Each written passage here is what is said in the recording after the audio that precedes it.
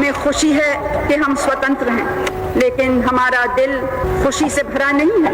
हमारे दिल में अत्यंत दुख भी है कि हमने अपने इतिहास से सबक नहीं सीखा। दुख है कि आज भी देश में वो ताकतें कुछ उभरी हैं, कुछ जहर फैल रहा है जो देश की एकता को खतरे में डाल सकता है।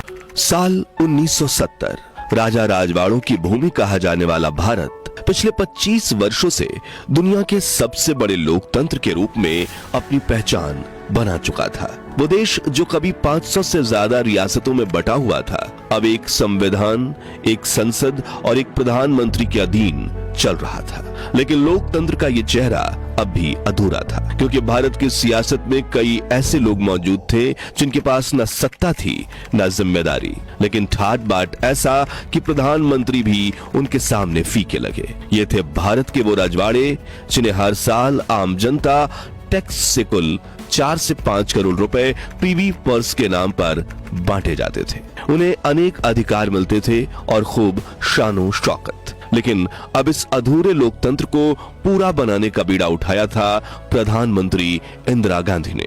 वहीं इंदिरा, जिसे एक समय गूंगी गुड़िया कहा जाता था, लेकिन अब लोग उन्हें आयरन लेडी और गरीबों की मसीहा के नाम से पुकारने लगे थे। एक ऐसी महिला जिसने सत्ता में आते ही कांग्रेस के अंदरूनी गुटों को चुनौती दी, गरीबी हटाओ का नारा दिया, बैंकों का राष्ट्रीयकरण किया, महज 2 हफ्तों में पाकिस्तान को घुटनों पर लाकर बांग्लादेश को आजादी दिलवाई। और अब वो ऐतिहासिक वादे को तोड़ने जा रही थी जो सरदार पटेल ने रियासतों से भारत में विलय के बदले किया था। और यहीं से शुरू होती है भारत के लोकतांत्रिक इतिहास की वो लड़ाई जो संसद के गलियारों से होते हुए राजमहलों तक पहुंची।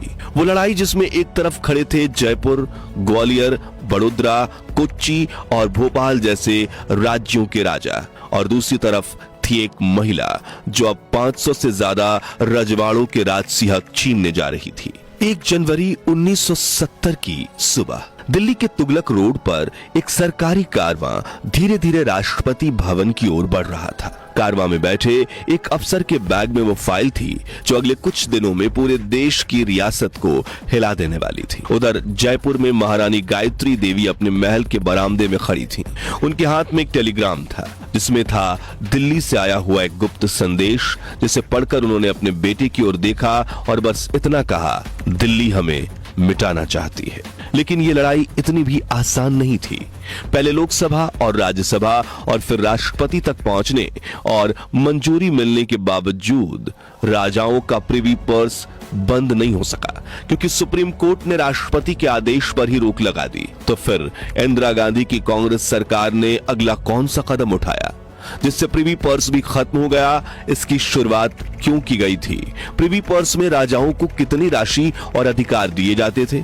और कैसे प्रधानमंत्री इंदिरा गांधी की नकल करके पाकिस्तान के राष्ट्रपति जुल्फिकार अली भुट्टो बुरी तरह फंस गए, जानेंगे इस वीडियो में।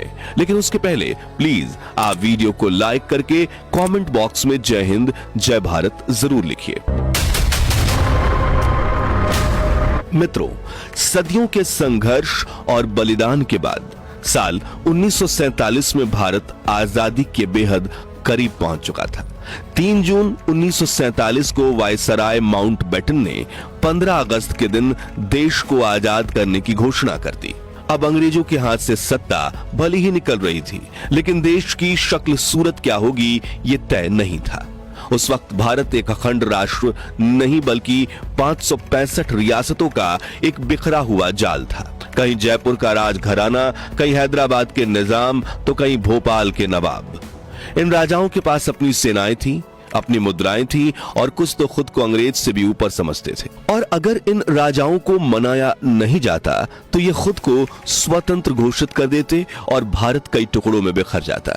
और यहीं से शुरू होती है सरदार वल्लभ भाई पटेल की वह ऐतिहासिक कोशिश जिसे रियासतों का विलय कहा जाता है। पटेल को यह काम सौंपा गया कि वो जनता के साथ इन राजाओं को मनाए और उन्हें भारत में शामिल करें। ये बिल्कुल भी आसान काम नहीं था। कई राजा सत्ता नहीं छोड़ना चाहते थे, कई पाकिस्तान से मेलजोल में लगे थे और खुद को स्वतंत्र राष्ट्र घोषित करने की योजना बना चुके थे। सामने भी लौह पुरुष पटेल थे। उन्होंने तुरंत इस चुनौती को स्वीकारा और अपने सचिव पीवी मेनन के साथ मिलकर सबसे पहले देश भर में जनतंत्र का प्रचार शुरू किया और बताया कि कैसे लोकतंत्र में वास्तविक सत्ता आम लोगों के पास रहेगी। इससे देश भर के करोड़ों लोगों ने तो लोकतंत्र से जुड़ने में सहमति दिखाई, लेकिन सत्ता का विलय तो रियासत के प्रमुखों को करना था, जिन्हें हर साल टैक्स और कुछ अन्य स्रोतों से आवक होती थी, जो इस विलय के साथ बिल्कुल बंद हो जाती। ऐसे में राजाओं को मनाने के लिए एक समझौता किया गया, इंस्ट्रूमेंट ऑफ एक्सेशन। इसके तहत राजा भारत में अपनी रियासत का विलय कर देंगे।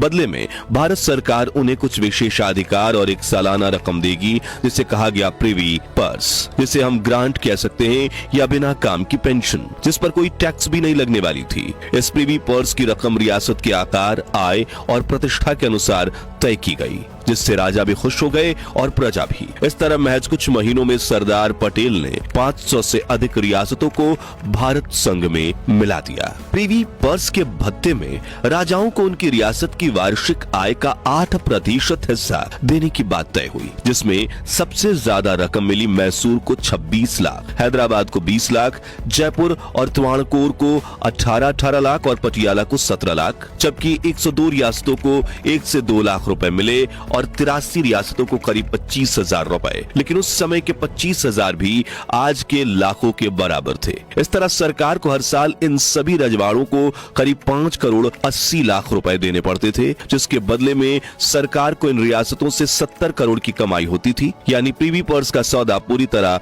फायदे का था। ना कोई विद्रोह, ना कोई बगावत और ना ही भारत के भीतर कोई और देश बनने का खतरा। बदले में राजाओं को भी कई विशेषाधिकार मिले, जैसे कि संविधान के अनुच्छेद 362 के तहत राष्ट्रपति ने उन्हें औपचारिक तौर पर पूर्व शासक का दर्जा दिया। यानी भले ही अब उनके पास सत्ता नहीं थी, लेकिन राजा कहलाने का हक, दरबार लगाने का हक, राजसी ठाट बाट, सरकारी सुरक्षा और गाड़ियों पर नेशनल एम्बलम लगाने तक की इजाजत उन्हें अब भी थी। कुल मिलाकर ऐसे करीब 34 विशेषाधिकार उन्हें दिए गए, ताकि सत्ता जाने के बाद भी उनके सम्मान में कोई कमी न आए।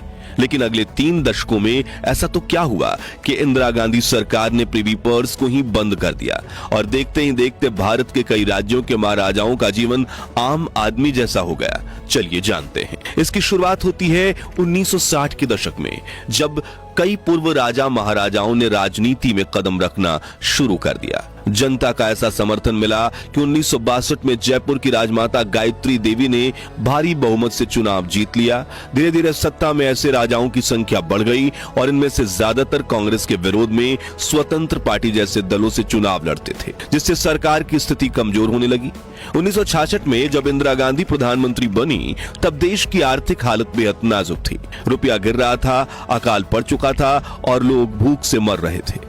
ऐसे में उन्हें यह विरोधाभास चुभने लगा कि एक ओर जनता भूखी है और दूसरी ओर राजा सरकार से प्रिवी पर्स लेकर ऐश कर रहे हैं, वो भी उसी सरकार के खिलाफ चुनाव लड़कर। इंदिरा गांधी को लगा ये सिर्फ आर्थिक बोझ नहीं बल्कि लोकतंत्र पर चोट है, इसलिए उन्होंने इसे खत्म करने का मन बनाया। जनता भी उनके साथ थी, क्योंकि देश आजाद हो चुका था और अब राजशाही नहीं जनशाही थी। उनके सचिव पीएन हस्कर ने एक बयान में कहा कि जिस देश में बड़ी तादाद में गरीब हों, वहां राजाओं को इतना पैसा देने का ना कोई मतलब है, ना ही ये वक्त की मांग है, जिसे जनता का खूब समर्थन मिला। और फिर कहानी पहुंची उस दौर में जिसका जिक्र हमने वीडियो के शुरुआत में किया था।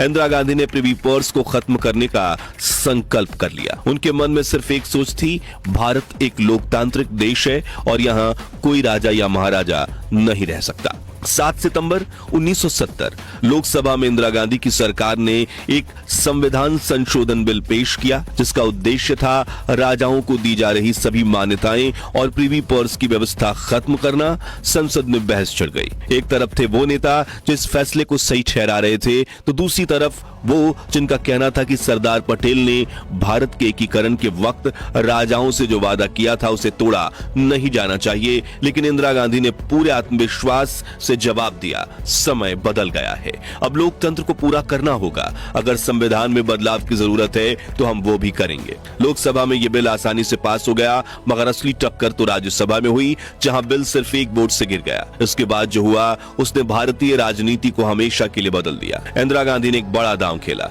उन्होंने राष्ट्रपति वीवी गिरी से सिफारिश की कि प्रिवी पर्स को खत्म करने के लिए सीधे राष्ट्रपति के विशेषाधिकार का इस्तेमाल किया जाए। राष्ट्रपति ने यह आदेश पारित कर दिया, लेकिन फिर मामला सुप्रीम कोर्ट पहुंचा और कोर्ट ने आदेश पर रोक लगा दी। पीएम इंदिरा गांधी पीछे हटने वालों में से नहीं थी।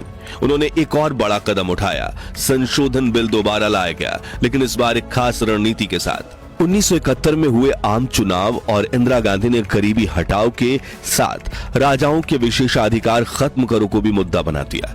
नतीजन कांग्रेस ने प्रचंड बहुमत से जीत हासिल की। अब संसद में किसी भी बिल को रोकने की ताकत विपक्ष के पास नहीं बची थी। और 1971 में इस आम चुनाव को जीतने के तुरंत बाद इंदिरा गांधी ने संविधान में 26वां संशोधन किया, जिसके तहत अनुच्छेद 291 और 362 को संविधान से हटा दिया गया। साथ ही संविधान में अनुच्छेद 363A को जोड़ा गया, जिसमें यह कहा गया कि राजाओं की मान्यता, विशेषाधिकार और प्रीवी पर्स हमेशा के लिए बंद किए जाते हैं। इस बार राज्यसभा में उनके बिल को 7 के मुकाबले 167 वोट मिले और देश में प्रीवी पर्स हमेशा के लिए खत्म हो गया, जिससे आयरन लेडी इंदिरा गांधी के प्रधानमंत्री कार्यालय के सबसे अहम फैसलों में से एक माना जाता है। अब प्रधानमंत्री इंदिरा गांधी के इस फैसले की गूंज सरहद पार भी सुनाई दी। पाकिस्तान के तत्कालीन राष्ट्रपति जुल्फिकार भुट्टो तो इस कदम से इतने प्रभावित हुए कि उन्होंने भी 1972 में एक बड़ा फैसला ले लिया। भारत की राह पर चलते हुए भुट्टो ने पाकिस्तान में शामिल हुई 9 रियासत के नवाबों से भी उनके तमाम विशेषाधिकार और प्रीवी पर्स छीन लिए। पाकिस्तानी इतिहासकारों के मुताबिक ये फैसला बेहद चौंकाने वाला और एक तरफा था। भुट्टो ने बिना किसी लंबी बहस या राजनीतिक सहमति के बस एक अध्यादेश के जरिए इस व्यवस्था को खत्म कर दिया। माना जाता है कि ये पूरा कदम इंदिरा गांधी के फैसलों की डिट्टो कॉपी था, ताकि जनता के बीच अपनी लोकप्रियता बढ़ाई जा सके और खासकर बांग्लादेश युद्ध में मिली हार के बाद देश का ध्यान दूसरी तरफ मोड़ा जा सके।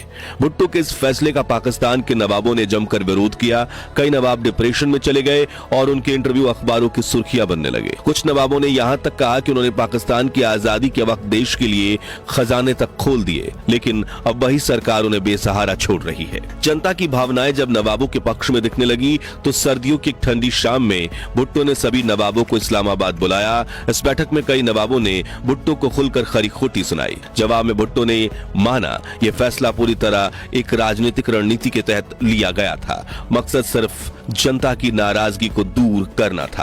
आखिरकार भारी विरोध के चलते भुट्टो को एक कदम पीछे हटना पड़ा। उन्होंने नवाबों के लिए आजीवन पेंशन की व्यवस्था करने का वादा किया और जो अध्यादेश उन्होंने जारी किया उसमें बाद में इस पेंशन प्रावधान को शामिल कर लिया गया। इस तरह भारत की एक राजनीतिक लहर ने पाकिस्तान की सत्ता को भी हिला डाला। तो मित्रों, प्रधानमंत्री इंदिरा गांधी की सरकार का प्रीवी पर्स बंद कर देने वाला निर्णय सही था या गलत? और भारत की प्रधानमंत्री के रूप में आप इंदिरा गांधी के कौन से फैसलों की खूब सराहना करते हो, कमेंट्स में बताइए। उम्मीद है आपको ये वीडियो पसंद आया होगा। अगर हाँ तो इसे लाइक और शेयर करके 11,000 लाइक्स जरूर करवा दीजिए।